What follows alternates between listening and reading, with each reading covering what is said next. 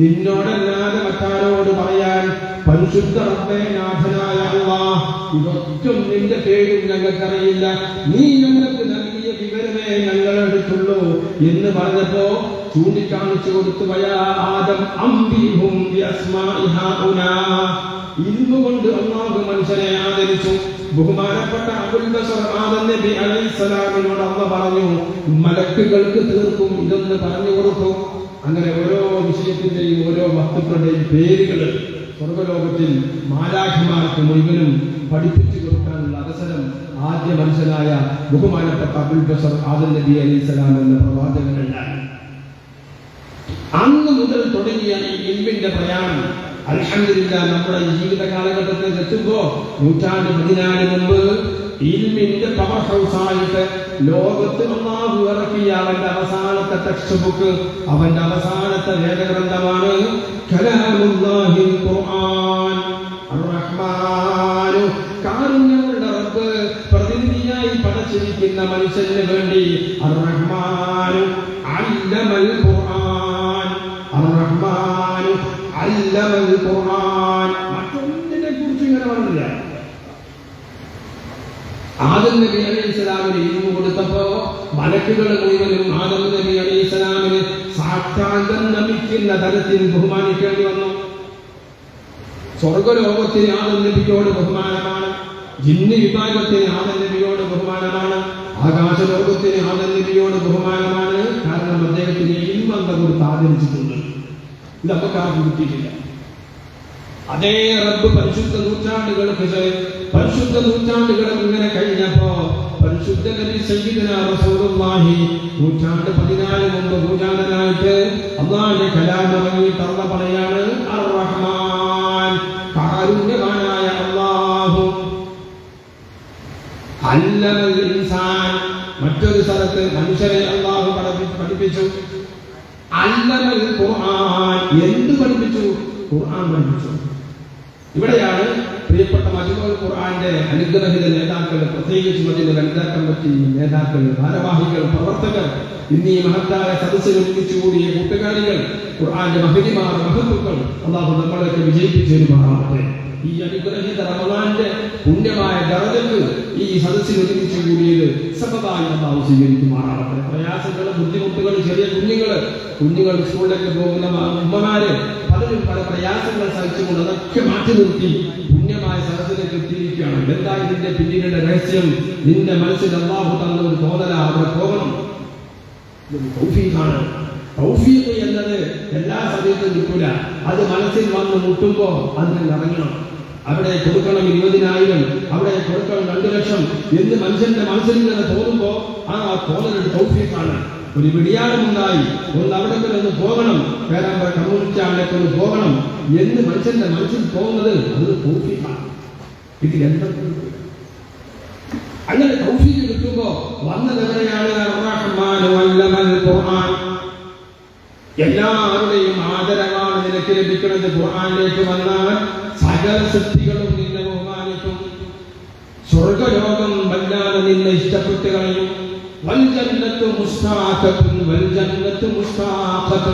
സ്വർഗം വല്ലാതെ നിന്നോട് ഇഷ്ടപ്പെട്ട് കളയും. എല്ലാവർക്കും ഇതിനോട് ഇഷ്ടമാണ്, എല്ലാവരും ബഹുമാനിക്കുന്നതാണ്. കാരണം അർ-റഹ്മാനു അല്ലമൽ ഖുർആൻ ഖലഖൽ ഇൻസാന അല്ലമഹുൽ ബയാൻ. മനുഷ്യനെ പടച്ചിട്ട് അതിന്റെ വിശദീകരണങ്ങളിലേക്ക് അവരെ ക്ഷണിക്കുന്നുണ്ട്. ക്ഷണിച്ചിട്ട് വരാൻ കഴിയണമെങ്കിൽ തൗഫീഖാണ്. ഹബീബ് സയ്യിദുനാ റസൂലുള്ളാഹി പുണ്യ മദീനയിൽ മക്കത്തും ഖുർആൻ ക്ലാസ് നടത്തി. എന്നിട്ട് ഖുർആൻ എന്തെങ്കിലും നടക്കുന്നുണ്ടോ? വരാൻ കഴിയില്ല, എത്തിയില്ല. അല്ലാഹുവിന്റെ ഹബീബിൽ നിന്ന് ഖുർആന്റെ വെളിച്ചം ഏറ്റുവാങ്ങാൻ സാധിക്കാതെ ജീവിതം അവസാനിപ്പിക്കേണ്ടി വന്നു. അല്ലാഹു നമ്മളെ കാത്തുരക്ഷിക്കുമാറാവട്ടെ. എല്ലാ കാലഘട്ടത്തിലും ഉണ്ട്. എന്റെ അന്ന് മക്കയിൽ നിറയെ ആളുകൾക്ക് വരാൻ സാധിക്കുന്നത് എന്തുകൊണ്ടാണ്? മദീന നിറയെ മനുഷ്യന്മാർക്ക്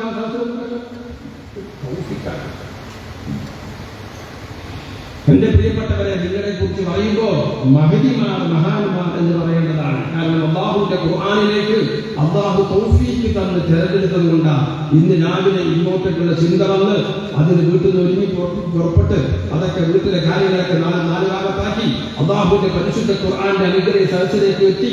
ഇവിടുന്ന് കേൾക്കുന്നതോ അർ-റഹ്മാൻ അല്ലമൽ ഖുർആൻ. ഈ ഇൽമ കൊണ്ടാണ് നിന്നെ ആദരിക്കുന്നത്. സിറാത്ത് കാലത്തിൽ നിന്നോട് ബഹുമാനാണ്. ഹിസാബിന്റെ ഘട്ടത്തിൽ 2 ത്രാസുണ്ട്, 2 തിന്മകൾ തൂക്കുന്ന ത്രാസിൽ നിന്നോട് ബഹുമാനാണ്. അവിടെ കാവൽ നിൽക്കുന്ന മലക്കിന് നിന്നോട് ബഹുമാനാണ്. സ്വർഗത്തിന്റെ കാവൽക്കാരായ മലക്കിന് നിന്നോട് ബഹുമാനാണ്. മുഖർറബായ മലക്ക് ജിബ്രീൽ അലൈഹിസ്സലാമിന് നിന്നോട് ബഹുമാനാണ്. ആകാശം നിന്നെ ബഹുമാനിക്കുന്നു, സ്വർഗം നിന്നെ ബഹുമാനിക്കുക മാത്രമല്ല നിന്നെ വല്ലാതെ ഇഷ്ടപ്പെട്ട് കളയുന്നു. സയ്യിദുനാ റസൂലുള്ളാഹി. ചില ആളുകളെ വിചാരണ ചെയ്യുമ്പോ അപ്പുറത്ത് ഭയങ്കര ബഹളം ആൾക്കാർ, വലതു ഭാഗത്തുനിന്ന് ഭയങ്കര ബഹളം കേൾക്കുമ്പോ അല്ലാഹു പറയും അതാണ് ശബ്ദം ഉണ്ടാക്കുന്നത്. അവിടെ ശബ്ദം ഉണ്ടാക്കുന്നത് ഇവിടെ കോടതിയിൽ വിചാരണ നടക്കുകയാണ്. വിചാരണ നടക്കുമ്പോൾ തൊട്ടിപ്പുറത്ത് ഭയങ്കര ശബ്ദം. പരിശോധിച്ച് നോക്കുമ്പോ സ്വർഗം ശബ്ദിക്കാം. സ്വർഗം തടസ്സപ്പെടുത്താൻ നടക്കലാണ്. സ്വർഗം ബഹളം ഉണ്ടാക്കണം.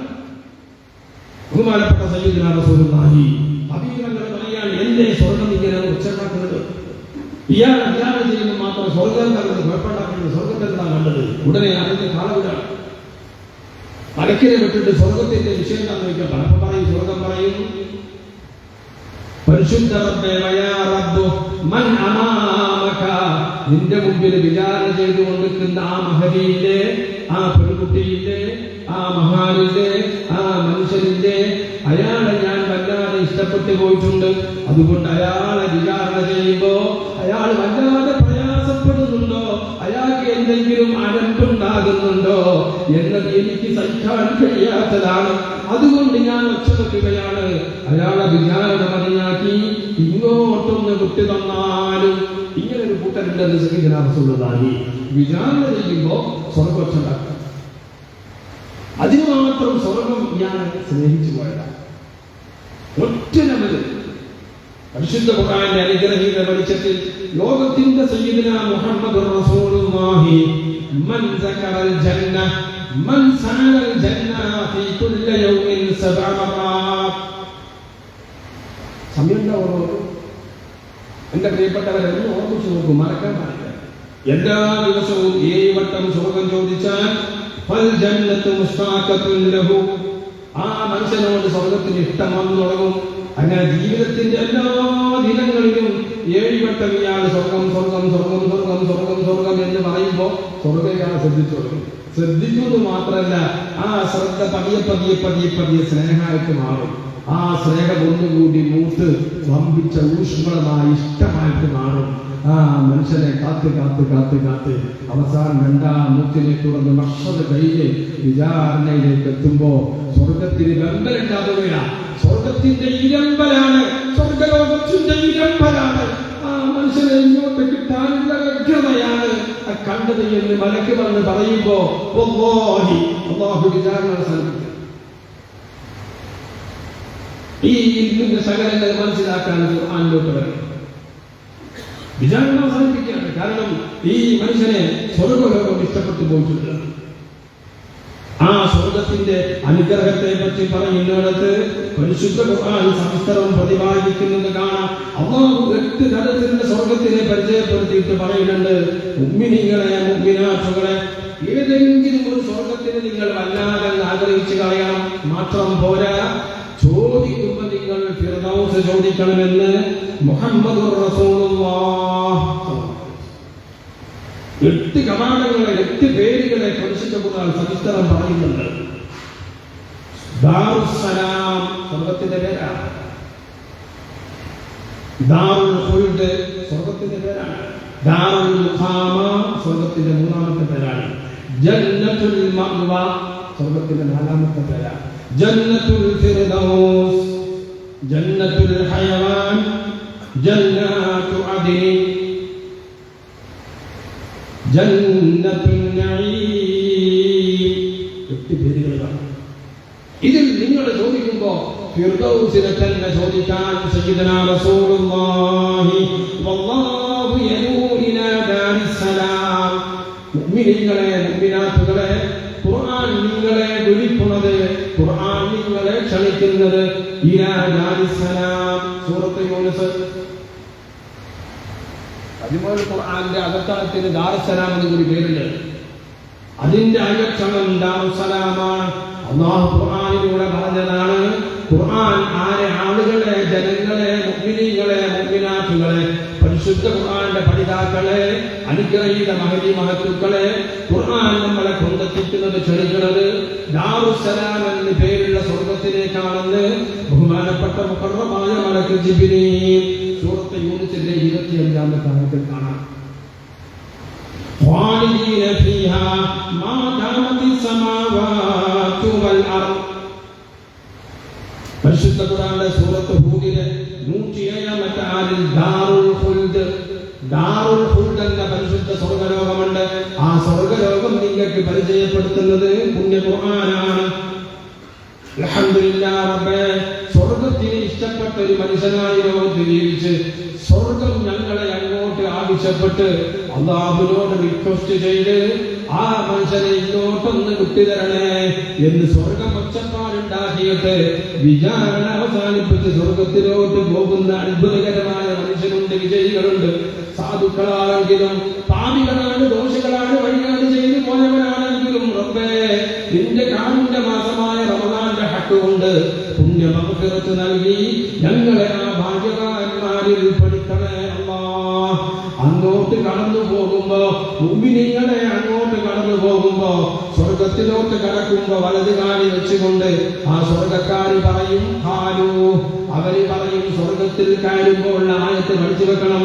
സ്വർഗത്തിൽ കയറുമ്പോ അവര് പറയും ഖാലൂ അൽഹംദുലില്ലാഹ് അൽഹംദുലില്ലാഹില്ലദീ അദ്ഹബ അന്നൽ ഹസൻ ഇന്ന റബ്ബനാ ലഗഫൂറുൻ ശകൂർ. ഉടനെ പറയുന്നുണ്ട് അല്ലദീ അഹല്ലനാ ദാറുൽ മുഖാമ, സ്വർഗത്തിന് ദാറുൽ മുഖാമ എന്ന പേരുണ്ട്. സൂറത്തുൽ ഫാത്തിഹ 34-35 ആയത്തുകൾ. രണ്ട് കാര്യമാണ് പറഞ്ഞത്. ഒന്ന് സ്വർഗത്തിൽ കയറുമ്പോൾ ചെല്ലാനുള്ള ആയത്താണിത്. നബേ പറഞ്ഞു സൂറത്തുൽ ഫാത്തിഹ എടുത്ത് നോക്കുക, മനപ്പാടാക്കുക, അത് പഠിച്ചു വെക്കുക. സൂറത്തുൽ ഫാത്തിഹ 34-35 അവിടെയാണ് ദാറുൽ മുഖാമ എന്നല്ലാഹു പറയുന്നത്. ദാറുൽ മുഖാമയുണ്ട്. വൈന്ന ദാറുൽ ആഖിറത ലഹിയൽ ഹയവാൻ. സൂറത്തുൽ അൻകബൂത്തിൽ കാണാം ദാറുൽ ഹയവാൻ എന്നും പരിശുദ്ധമായ സ്വർഗ്ഗലോകത്തിന് പേരുണ്ട്. ഏറ്റവും പവിത്രതയുള്ള ജീവികൾ താമസിക്കുന്ന സ്ഥലം. അല്ലാഹു നമ്മളെ കൂടുതലാക്കി തരട്ടെ. അടുത്തൊരു പേരാണ് വല്ലദീന ആമനൂ വഅമിലുസ് സ്വാലിഹാതി ഫീ ജന്നാത്തിൻ നഈം. സൂറത്തുൽ ഹജ്ജ് 56-ാമത്തെ ആയത്ത്. ജന്നാത്തുൻ നഈം എന്ന സ്വർഗ്ഗത്തിനെ അല്ലാഹു വിശേഷിപ്പിച്ചിട്ടുണ്ട്. ഒന്നും ശരിയാക്കിയിട്ടില്ല. ഞാൻ കുറച്ചുകൂടി സവിസ്തരം ജന്നാത്തുൻ നഈമിലേക്ക് പോകുന്ന ആളുകൾ ആരാണ്, അതിന്റെ വർക്ക് എന്താണ്, അങ്ങനെ കൂടി കൂട്ടി പറയാൻ ഉദ്ദേശം ഉണ്ടായിരുന്നു. ഇൻഷാ അല്ലാഹ് അത് നമുക്ക് മറ്റൊരവസരത്തിലാണ്. സ്വർഗത്തിന്റെ പേര് മാത്രം പരിചയപ്പെടാം. ജന്നാത്തുൽ ഫിർദൗസിലെത്തുന്ന ഒരു അമലുണ്ട്, അതൊന്ന് പറയുക. ജന്നാത്തുൽ നഈമിലെത്തുന്ന ഒരു അമലുണ്ട്, അതൊന്ന് പരിചയപ്പെടുക. ആ രീതിയിൽ ഇതിനെ പ്ലാൻ ചെയ്യണം. അതിന് മജ്മുഉൽ ഖുർആനുണ്ട്. ഇൻഷാ അല്ലാഹ് ഉജ്ജ്വലമായി നമുക്ക് ആ സ്ഥാപനത്തിന്റെ വളർത്തിയെടുക്കണം. അതിന് സ്ക്വയർ ഫീറ്റ് എത്രയാണെങ്കിലും എന്തെല്ലാം ചെലവുകളുണ്ടെങ്കിലും, പ്രത്യേകിച്ച് റമദാനിന്റെ പെരുന്നാളൊക്കെ വരിക, അല്ലെങ്കിൽ വന്നുകൊണ്ടിരിക്കുക, പെരുന്നാൾ അടുത്തുകൊണ്ടിരിക്കുക, റമദാൻ കഴിഞ്ഞുകൊണ്ടിരിക്കണം, അതിന്റെ ചെലവും വ്യാപ്തിയൊക്കെ നമുക്കറിയാം. ഈ മജ്‌ലിസിൽ വെച്ച് മനസ്സുകൊണ്ട് കരുതുകയാണ് ഒരു 10 സ്ക്വയർ ഫീറ്റ് എങ്കിലും ഒന്നുമില്ലാത്ത എനിക്ക്, കൂലിവേല ചെയ്യുന്ന എനിക്ക് 10 സ്ക്വയർ ഫീറ്റ് ഉണ്ടാക്കണമെങ്കിൽ 15,000 രൂപ ഉണ്ടാക്കണമെങ്കിൽ ഒരു 6 മാസം എത്ര രൂപ എടുത്താൽ 90 ദിവസം, 3 മാസം, 150 ദിവസം എത്ര രൂപ എടുത്താലാണ് 5,000 രൂപ ഉണ്ടാകുക. അത്രയും ചെറിയൊരു സംഖ്യ മാറ്റിവെച്ചാൽ ആ മജ്മയിൽ എനിക്കും പങ്കാളിയാവാനോ. ഇനി അതൊക്കെ പോട്ടെ, വെറും ഒരു 1,500 രൂപ ആ കാശ് കൊണ്ട് ഇപ്പൊ ബിൽഡിംഗ് ഉണ്ടാകുമ്പോഴാണ് എനിക്കറിയാം. ഞാൻ പറഞ്ഞു വരുന്നത് അതൊരു തൗഫീഖാണ്. വേവലാതി പ്രയാസം ഉമ്മർക്ക് ഇങ്ങനെ പറഞ്ഞു, ഞാൻ പറഞ്ഞു നമ്മുടെ ബിൽഡിങ്ങിന്റെ കാശ് വരും, അതുണ്ടാകും, അത് പവിത്രമാകും. കഴിഞ്ഞ എന്റെ ചെറിയ അനുഭവം കൊണ്ട് പറയുമ്പോൾ, കഴിഞ്ഞ 25 കൊല്ലമായിട്ടുള്ള ഖുർആന്റെ ഹിദ്മത്തിന്റെ അല്ലെങ്കിൽ ഖുർആനുമായിട്ടുള്ള ഈ ഒരു പ്രയാണത്തിന്റെ ജനങ്ങളുമായുള്ള സമ്പർക്കത്തിന്റെ അനുഭവം അങ്ങനെയാണ്. അതെവിടുന്ന് ആർക്കാ, ഇതൊക്കെ ആർക്കാ ഇപ്പോൾ എപ്പോഴാണ് ഈ മനസ്സുണ്ടായി പോവുക? ഈ തൗഫീഖ് എപ്പോഴാ കിട്ടുമെന്ന് പറയാൻ പറ്റില്ല. ഏറ്റവും പച്ചപ്പാവം ഒരുപാട് കടമുള്ള ആള് അയാളായിരിക്കും വലിയ സംഖ്യ ഖുർആനിലേക്ക് കൊടുക്കുന്നത്. അതിന് സാധനം വേറെയാണ്.